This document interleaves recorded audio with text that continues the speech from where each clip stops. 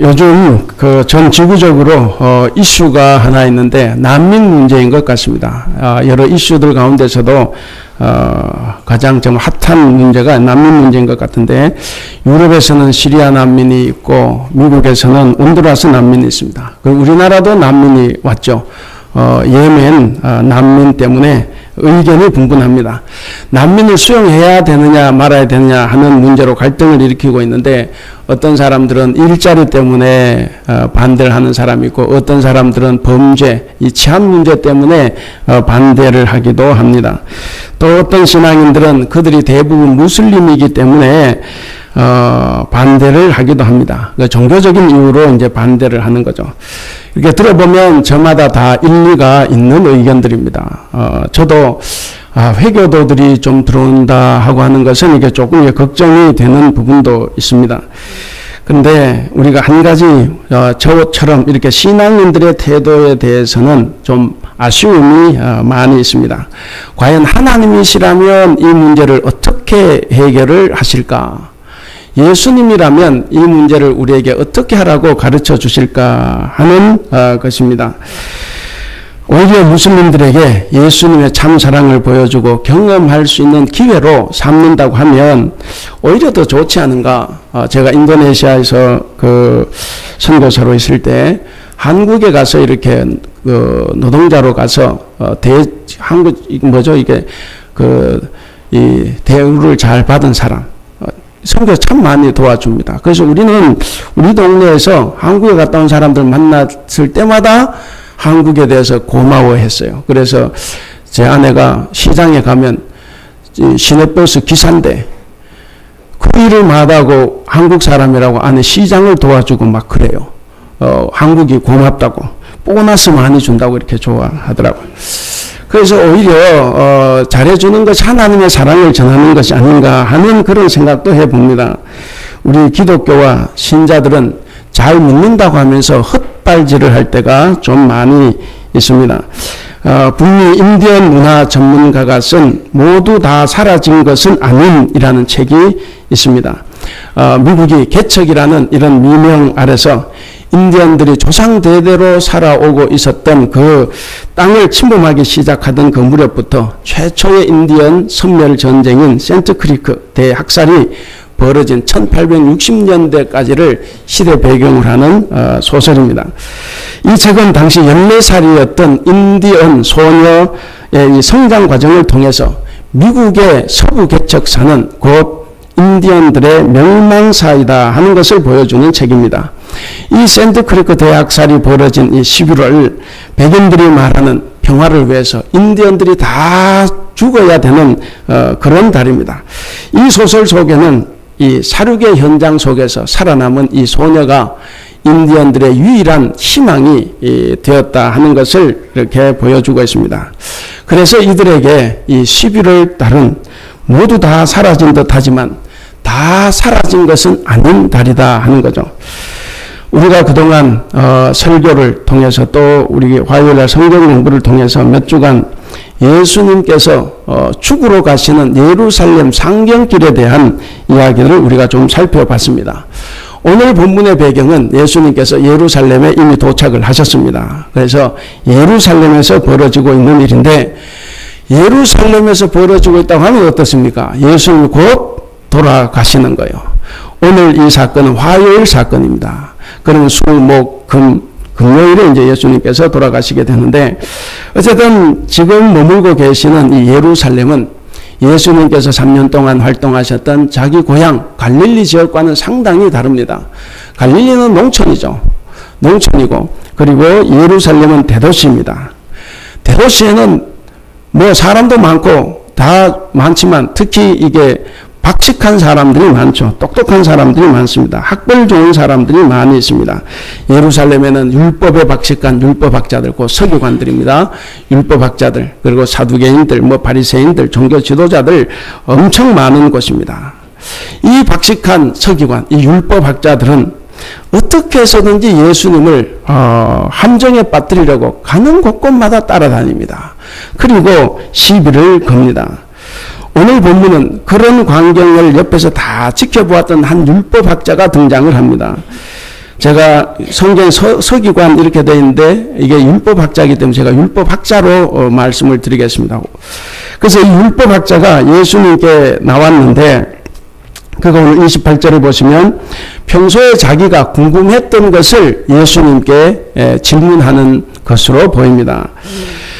마태와 누가는 이 율법학자가 예수님을 시험하러 왔다 그래서 부정적으로 봅니다. 그런데 이 마가는 같은 사건을 기록하면서도 이 본문의 전반적인 분위기와 그리고 예수님의 진정어린 대답을 볼 때 이 율법학자의 의도를 마태와 누가와는 달리 그 의도를 아주 순수하게 보고 있습니다. 우리 28절을 같이 읽어볼까요? 28절 시작.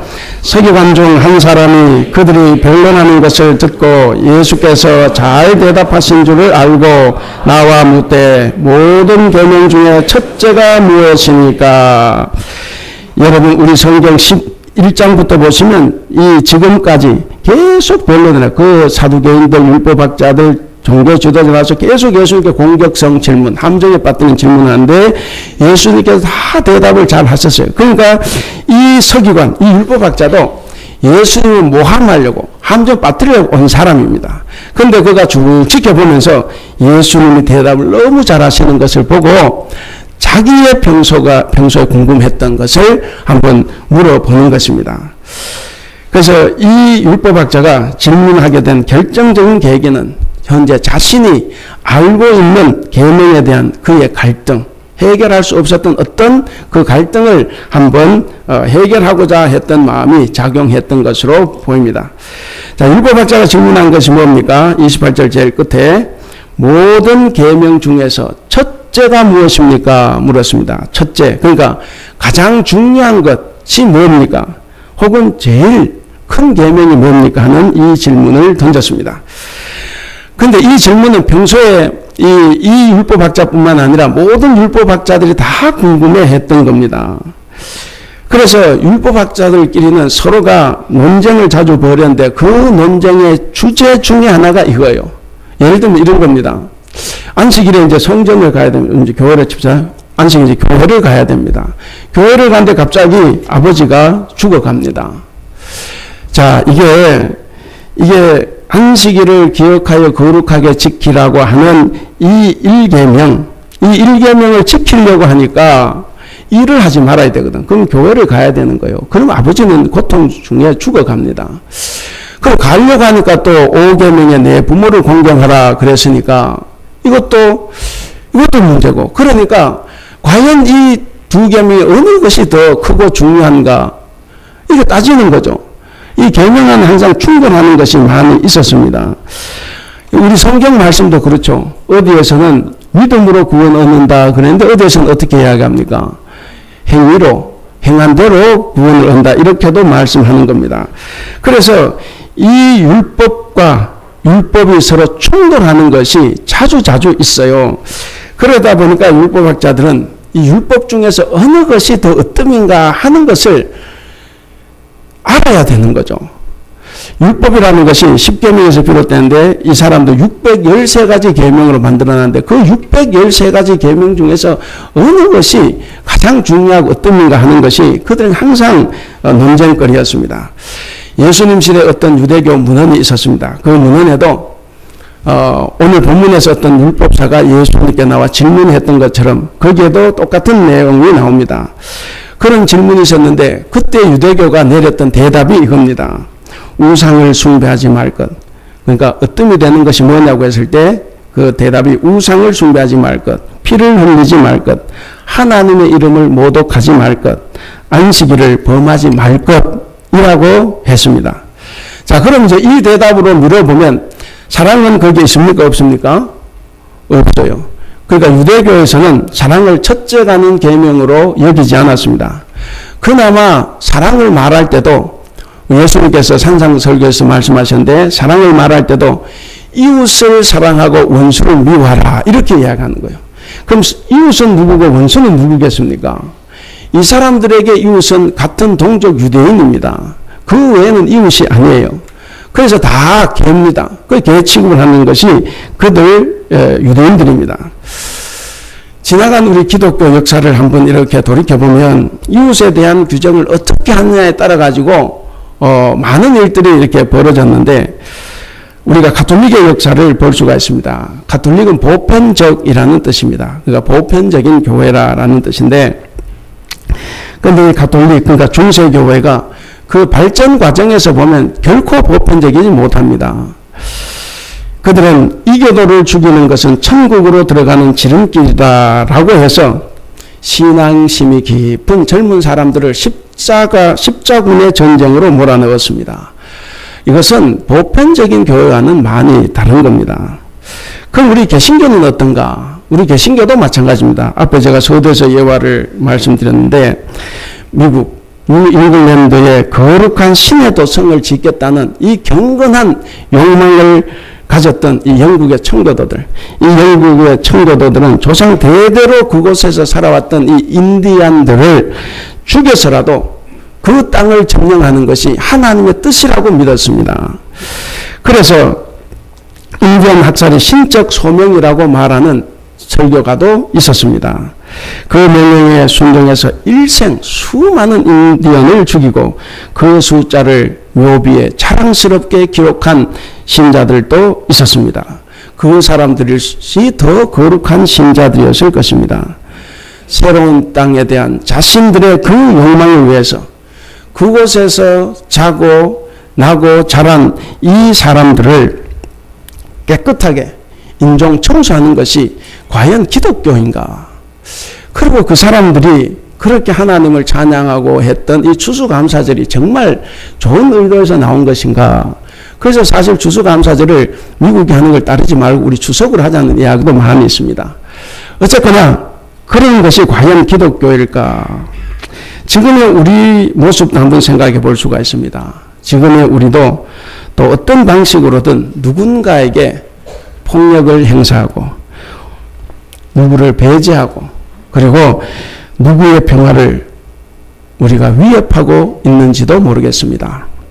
혹시 내 생각과 내 주장과 다르다는 이유로 누군가를 이웃의 자리에서 지금 내치고 있는 것은 아닌가 하는 것을 우리가 좀 생각을 해봐야 되겠습니다. 사랑하는 성도 여러분, 우리는 자기 사랑을 다 가지고 있습니다. 이 자기 사랑이 참 좋은 거지만 그러나 그것이 남을 죽이는 폭력으로도 갈 수 있다는 것을 우리는 늘 기억을 해야 됩니다. 그것이 개인의 폭력이든 아니면 집단의 폭력이든 그런 폭력으로 갈 수 있다는 것을 우리가 기억을 해야 됩니다. 오늘 이 율법학자의 질문에 예수님이 대답을 하시죠. 29절 30절입니다.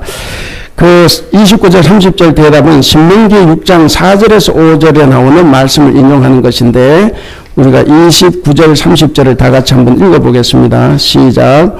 예수께서 대답하시되 첫째는 이것이니 이스라엘아 들으라 주 곧 우리 하나님은 유일한 주시라. 내 마음을 다하고 목숨을 다하고 뜻을 다하고 힘을 다하여 주 너의 하나님을 사랑하라 하신 것이요.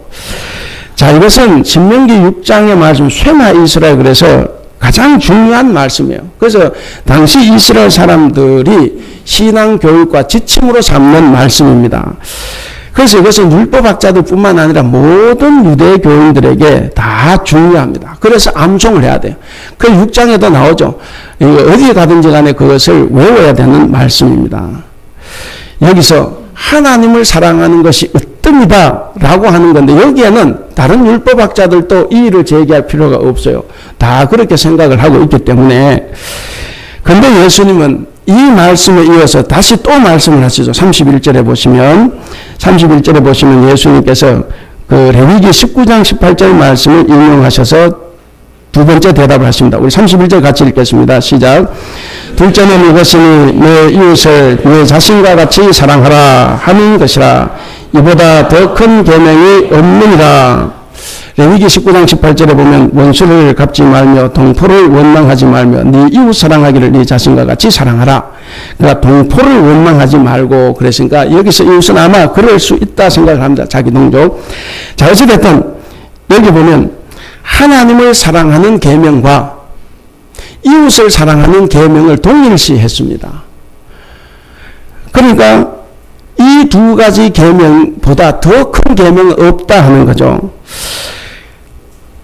처음에 하나님을 사랑하는 것이 제일 크다라고 했을 때는 다 인정을 했겠지만, 근데 두 번째 이웃 사랑도 하나님 사랑과 같은 큰 계명이다 그랬을 때는 아마 옆에서 들었던 이 율법학자들이나 유대인들의 큰 충격에 빠졌을 수도 있습니다. 어떻게 하나님을 사랑하는 것이 이웃을 사랑하는 것과 동일하냐? 어떻게 이웃을 사랑하는 것을 가지고 하나님을 사랑하는 것과 같다고 말할 수 있는가? 여러분, 당시 이 유대인들의 사고로는 이거 도저히 수용할 수 없는 이야기입니다. 용납할 수가 없는 내용입니다.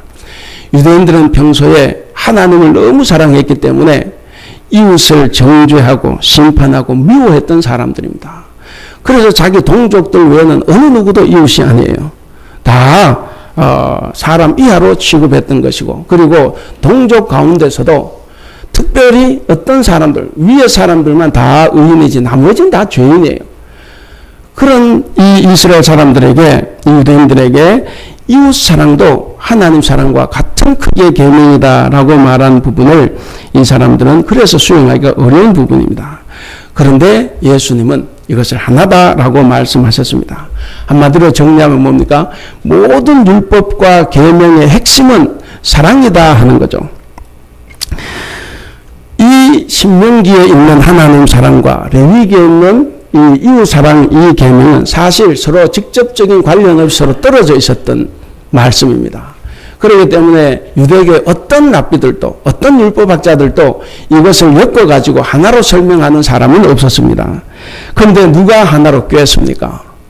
지금 예수님이 그것을 하나로 합친 거예요. 그래서 이게 예수님을 보면 정말 성경을 꿰뚫고 있구나 하는 것을 느껴봅니다.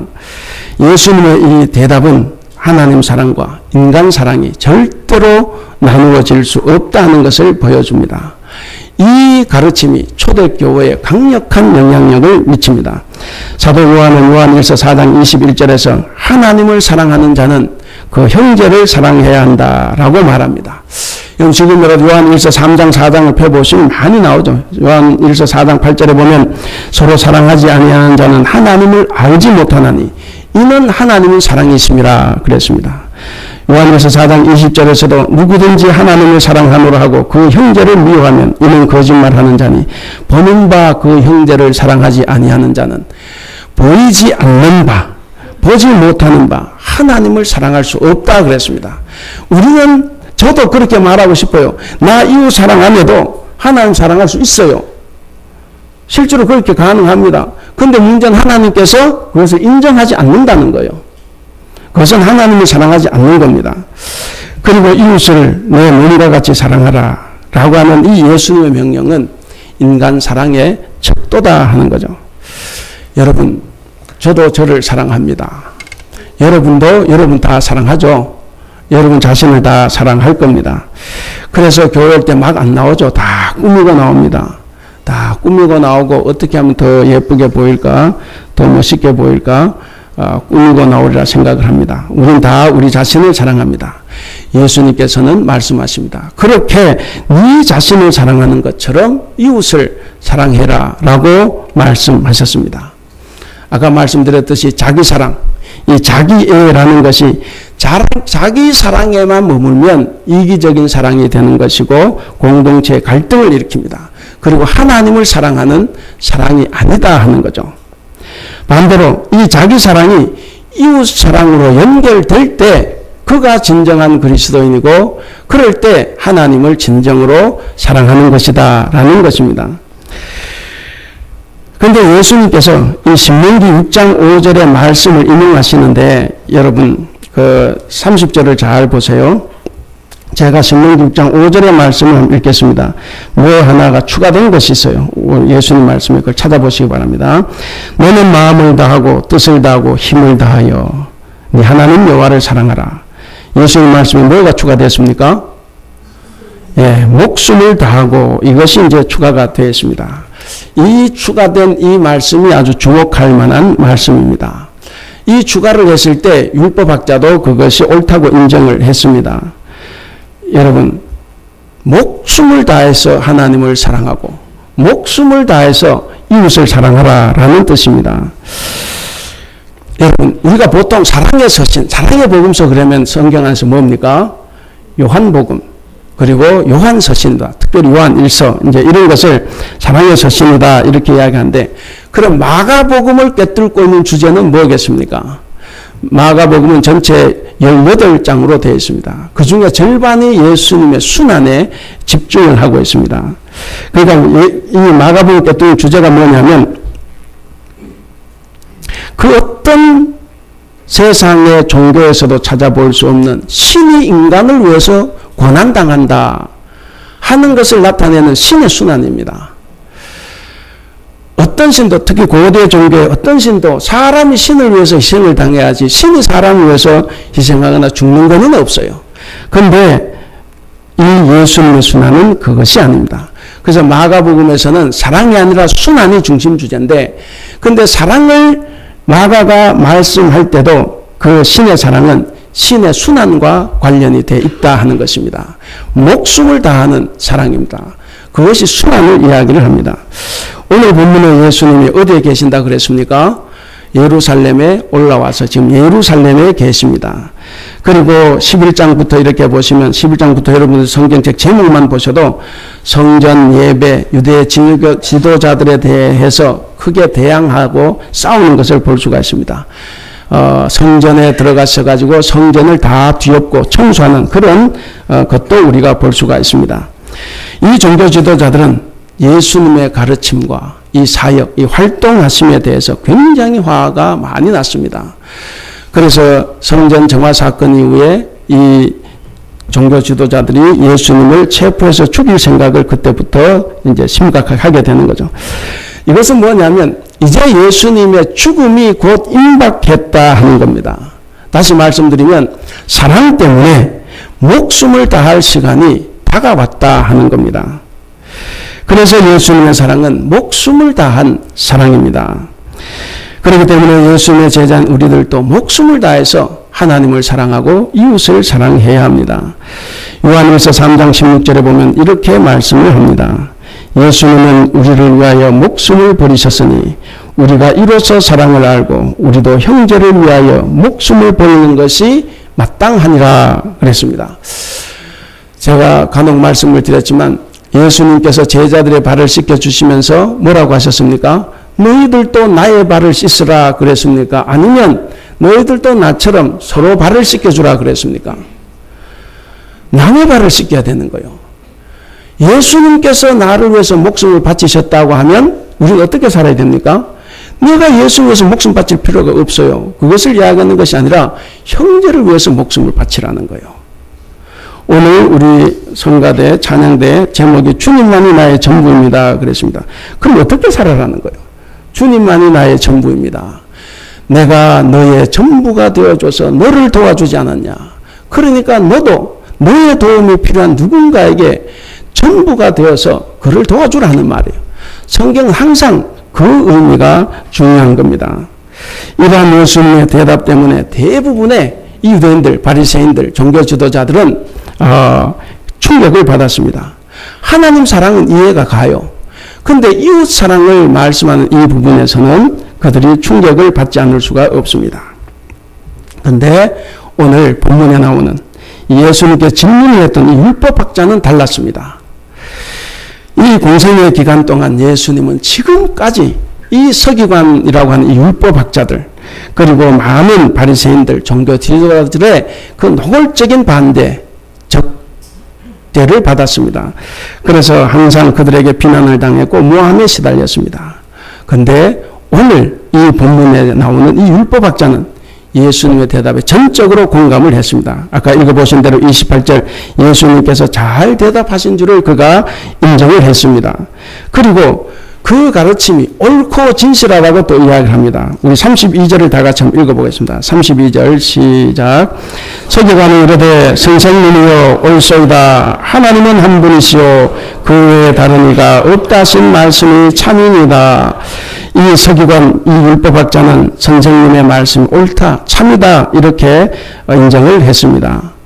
이 율법학자는 바로 앞에 11장에서 보면 성전 정화 사건, 자기들의 이 가장 중요한 성전을 다 뒤엎어버린 이 예수님, 공공의 적이죠. 그런데 이 성전을 정화한 예수님과 마음을 같이 했습니다. 예수님 편에 섰던 겁니다. 왜 그랬냐? 예수님이 말씀하시는 대로 이 성전 예배가 그 정신과 목적, 도덕적인 권위, 그리고 개혁의 의지는 다 상실해버리고 더 이상 하늘의 소리를 듣지도 못하고 그리고 응답하지도 못하는 이 종교에 대해서 예수님이 분노하셨는데 거기에 이 율법학자도 동참을 한 겁니다. 이 율법학자가 자기도 생각해 볼 때 그동안 하나님만 사랑하느라 열심히 예배하고 헌금하고 남 보라는 듯이 소리 높여 기도하고 이 종교의식에만 빠져 있었지 이 수직적인 하나님의 사랑 그리고 이 수평적인 하나님의 사랑을 다 놓쳐버리는 겁니다. 십자가의 사랑이 뭡니까? 바로 수평적인 수직적인 사랑과 이 수평적인 사랑이 이 동시에 이루어질 때 우리가 십자가의 사랑이라고 할 수 있습니다. 바로 그런 사랑, 하나님에 대한 사랑이 이웃 사랑으로 옮겨지지 못하는 이 유대 종교에 대해서 예수님께 분노하셨는데 이 율법학자도 함께 분노를 한 겁니다. 우리 33절을 보시면 그 율법학자는 예수님이 대답하신 내용을 인정하면서 사랑의 이중계명, 그러니까 하나님 사랑과 이웃 사랑, 이 이중계명을 실천하는 것이 전체로 드리는 번제물과 기타 제물보다 낫다라고 하는 이 구약의 사상을 제시를 합니다. 구약의 사상 알죠? 순종이 제사보다 낫다. 수양의 기름보다 듣는 것이 낫다 하는 말씀이죠. 자, 그럼 우리가 33절을 같이 읽어보겠습니다. 33절 시작. 또 마음을 다하고 지혜를 다하고 힘을 다하여 하나님을 사랑하라는 것과 또 이웃을 자기 자신과 같이 사랑하는 것이 전체로 드리는 모든 번제물과 기타 제물보다 나으니라. 이 율법학자는 정말 뛰어난 사람이라고 생각을 합니다. 성전에서 행하는 모든 제사들은 사랑의 실천으로 대체가 되어야 된다는 거예요. 사랑의 실천으로 대체되어야 한다는 이것이 최초 기독교인, 그러니까 초기 기독교인들의 신앙에 반영이 됐습니다. 그래서 이 율법학자가 추구하는 이 사랑이나 그 다음에 예수님께서 추구하시는 사랑이 다 일치하고 있다라는 것을 보여주고 있습니다. 제가 설교를 준비하면서 이 말씀을 보면서 참 이 순간에 예수님께서 참 행복했으리라 그런 생각을 해봤습니다. 지금이 화요일입니다. 예수님의 현재 이 사건이 그러면 이제 며칠 지나면 금요일에 이제 목요일에 붙잡혀서 하루 종일 이제 고문을 당하고 재판을 받고 그리고 금요일에 이제 돌아가시게 됩니다. 돌아가시기 3일 전인데 3년 동안 같이 지냈던 제자들은 어떻습니까? 예루살렘 여행길에 서로가 높은 자리 차지하려고 아웅다웅 싸우는 그런 제자들이었어요. 제자들에게서 희망을 보지 못했다고 하면 근데 지금까지 자기를 죽이려고 하고 모함하고 비난하고 흠잡으려고 했던 이 율법학자가 예수님의 말씀에 공감을 하고 예수님의 그 주장에 함께하고 그리고 함께 분노하는 것을 우리가 봅니다. 그래서 저도 예수님을 대적했던 저 율법학자처럼 단 한 번만이라도 예수님께서 죽음의 길을 가실 때 작은 기쁨이라도 되어드릴 수 있을까 하는 생각을 해봤습니다. 우리가 34절을 보시면 율법학자가 32절 33절에서 그렇게 대답을 하셨을 때 예수님도 우호적으로 이 율법학자의 대답을 아주 지혜롭다라고 인정해 주십니다. 34절을 우리 같이 한번 읽어보겠습니다. 시작. 예수께서 그가 지혜 있게 대답함을 보시고 이르시되 내가 하나님의 나라에서 멀지 않도다 하시니 거기까지 읽겠습니다. 거기 보시면 이 율법학자는 다른 율법학자들과는 달리 이 이웃 사랑에 대한 개념, 그러니까 율법의 기본 정신이 사랑이다 하는 것을 잘 이해를 했습니다. 그리고 잘 이해를 했기 때문에 예수님께서 어떻게 말씀해 주세요? 네가 하나님의 나라에서 멀지 않도다 이렇게 말씀을 하시며 칭찬해 주십니다. 아마도 이 율법학자는 칭찬을 들어서 참 기쁘고 감사했을 수 있지만, 그러나 이 율법학자는 제가 생각할 때 그것을 칭찬으로만 들은 것이 아니라 내가 아직도 2% 정도가 부족하구나라는 것을 느꼈다고 봅니다. 왜냐하면 이 율법학자는 믿음이 있고 지혜롭기 때문에 그렇습니다. 아마 예수님께서도 그런 의도를 포함해서 말씀하시지 않았나 생각을 해봅니다.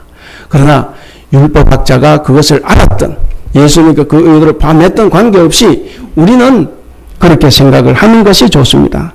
하나님의 나라에 들어가기에 나는 아직 2%가 부족하구나 라는 이 마음을 가져야 합니다. 여러분, 이 2%가 율법학자에게서 부족했다고 하면, 그러면 이 예수님의 말씀의 의미를 잘 알고 있는 이 율법학자로 하여금 천국에 가까이 가게 하려면 어떻게 해야 되겠습니까? 다행히도 우리는 모든 율법의 핵심이 사랑이라는 사실, 그러니까 하나님 사랑과 이웃 사랑이 별개의 것이 아니라 하나라고 하는 이 사실을 이해하는 이 율법학자에게서 희망을 볼 수가 있습니다. 아직도 하나님 사랑과 이웃 사랑은 다른 것이고, 나는 하나님 사랑만 하면 천국에 간다고 생각하면 이것은 고쳐질 수가 없어요. 그런데 이 율법학자는 하나님 사랑과 이웃 사랑이 하나라는 것을 알았습니다. 그렇기 때문에 이제 율법학자에게 남은 것은 뭡니까? 알고 있는 그 하나님에 대한 사랑을 이웃 사랑으로 실천을 하면 됩니다. 알고 있는 사랑의 원리를 삶에서 실천을 하면 그는 하나님 나라에 더 가까이 갈 수가 있습니다. 우리는 어떤 면에서 예수님이 말씀하신 의미를 너무도 잘 알고 있는 이 율법학자와 같을 수도 있다 하는 겁니다. 그렇다고 하면 우리도 사랑을 실천하는 것, 사랑을 행하는 것이 하나님 나라에 더 가까이 가는 길입니다. 내가 하나님만 사랑하지 말고, 하나님만 사랑하기 위해서 하나님만 붙들고 살지 말고 우리가 세상에 나가서 이웃에게 그 사랑을 전하는 것이 우리가 하나님 나라에 더 가까이 가는 것이다 하는 겁니다. 진정한 사랑을 행하는 사람은 이미 하나님 나라 안에 들어와 있습니다. 요한일서 4장 12절에 보면 그렇게 말씀합니다. 어느 때나 하나님을 본 사람이 없으되 만일 우리가 서로 사랑하면 하나님이 우리 안에 거하시고 그의 사랑이 우리 안에 온전히 이루어지느니라. 이렇게 말한 것처럼 지금까지 하나님을 본 사람은 없습니다. 저도 못 봤고 여러분들도 못 봤을 것입니다. 그러나 우리가 서로 사랑하면 우리 가운데 하나님께서 계시고, 그리고 또 우리가 서로 사랑하면 그 하나님의 나라가 우리 안에서 완성된다 하는 것입니다.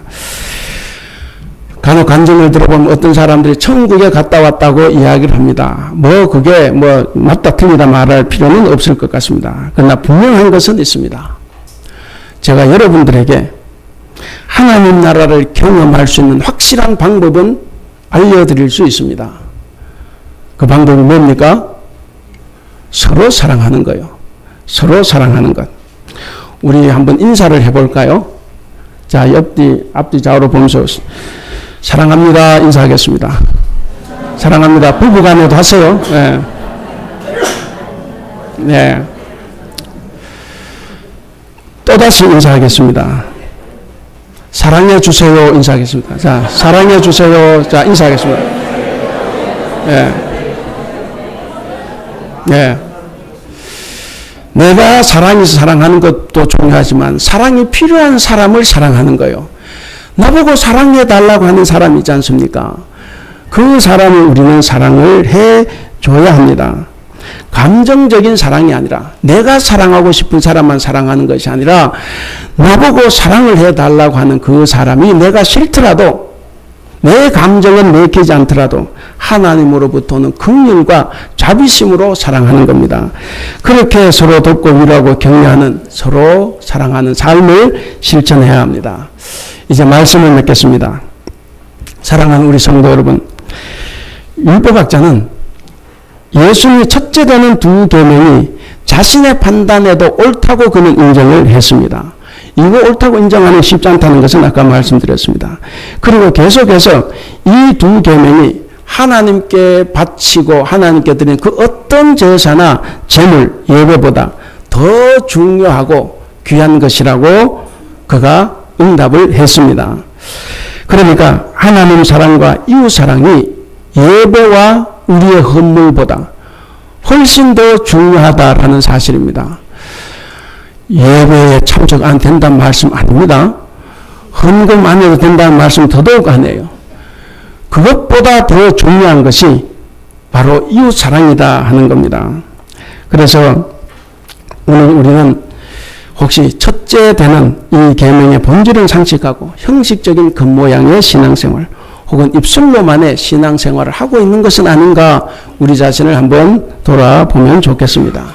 사랑하는 우리 대북교회 성도 여러분, 그리고 오늘 우리와 함께 예배하는 성도 여러분, 오늘 이 말씀을 생각하시면서 우리가 꼭 기억해야 될 것이 있습니다. 오늘 설교 제목이 뭡니까? 다 같이 읽어보겠습니다. 시작. 그리스도인 삶이 되는 사람들입니다. 여러분, 우리가 하나님 나라에 더 가까이 가려고 하면 우리가 알고 있는 사랑의 계명을 실천을 해야 합니다. 하나님을 사랑하는 사람은 당연히 이웃을 사랑해야 합니다. 이웃을 사랑하는 사람만이 하나님을 진실로 사랑할 수 있습니다. 이 사실을 알고 실천하는 우리에게 오늘 주님은 우리에게 말씀하십니다. 네가 하나님의 나라에서 멀지 않다. 기도하겠습니다. 이 시간 기도할 때 우리가 앞에 나오는 제목처럼 우리가 통성으로 기도하도록 하겠습니다. 우리의 마음과 목숨과 뜻과 힘을 다하여 하나님과 이웃을 사랑할 수 있도록 도와주시옵소서. 하나님을 사랑하는 그 마음으로 우리의 이웃도 사랑할 수 있도록 도와주시옵소서. 다른 생각을 가지고서도 서로를 이해하고 격려하는 모습을 우리도 갖게 하여 주시옵소서. 우리가 아는 것을 삶으로 실천하며 살아가는 성도들이 다 되게 해달라고 우리가 함께 기도하겠습니다. 기도하겠습니다. 사랑이 많으신 우리 하나님 아버지, 마음의 중심을 보시는 우리 하나님 아버지 참으로 감사합니다. 하나님의 전지전능하심과 위대하심을 잊지 않기를 우리가 소원합니다. 외식을 버리고 교만을 버리고 하시고 이웃에게 상처를 준 자가 되지 않도록 주님 우리를 도와주시옵소서. 매일 말씀을 사모하며 진실된 신앙 고백을 하며 하나님과 이웃을 사랑하는 자로 살아갈 수 있도록 우리를 도와주시옵소서. 우리보다 우리를 더 잘하신 하나님, 우리가 우리 자신이 아닌 하나님과 이웃을 더 사랑할 수 있도록 도와주시옵소서. 관대한 마음으로 이웃을 바라볼 수 있도록 우리의 사랑의 능력을 더하여 주시옵소서. 하나님께 받은 사랑에 비해 우리가 하는 사랑이 너무나도 온전치 못함을 고백합니다. 마음을 다하고 목숨을 다하고 뜻을 다하고 힘을 다하여 하나님을 사랑하게 하여 주시옵소서. 말만 하지 않고 손과 발이 가는 사랑을 실천할 수 있도록 우리를 도와주시옵소서. 사랑이 많으신 우리 하나님, 우리가 하나님 사랑과 이웃 사랑을 잊고 살 때도 많이 있습니다. 주님의 의로우심이 아니라 내 의로움에, 주님의 평가가 아니라 세상의 평판에 하나님의 시선 아니라 세상 사람들의 눈만을 의식하며 살아왔던 것이 있습니다. 하나님 우리를 용서하여 주시옵소서. 마지막 날 세상의 평가와 하나님의 평가가 같지 않다는 것을 우리가 기억하게 하여 주시옵소서. 더욱 하나님을 사랑하며 이웃을 사랑하며 살아갈 수 있도록 우리를 도와주시옵소서. 하나님께서 원하시는 것은 진정으로 하나님을 사랑하고 이웃을 사랑하는 것입니다. 이러한 사랑은 전체로 드리는 모든 범죄물과 기타 장면보다 하나님을 더 기쁘시게 한다고 하였습니다. 하나님은 언제나 우리의 마음 중심이 것입니다. 모든 율법을 지키고 열심히 있는 생활을 하기 때문에 우리의 마음의 중심이 하나님께 있기를 원합니다. 마음과 지혜와 뜻과 그리고 목숨을 다해 힘을 다해 하나님을 사랑하고 이웃을 우리 몸처럼 살아갈 수 있도록 주님 도와주시옵소서. 하나님 아버지, 우리가 주님 사랑 안에 거하기를 원합니다. 온 삶을 다해 주님을 사랑하기를 원합니다. 우리 교회에서부터 온전히 사랑이 회복되기를 원합니다. 서로의 상처를 치유하게 하시고 진심으로 이웃을 사랑하는 전초기지 우리 교회가 될 수 있도록 주님 도와주시옵소서.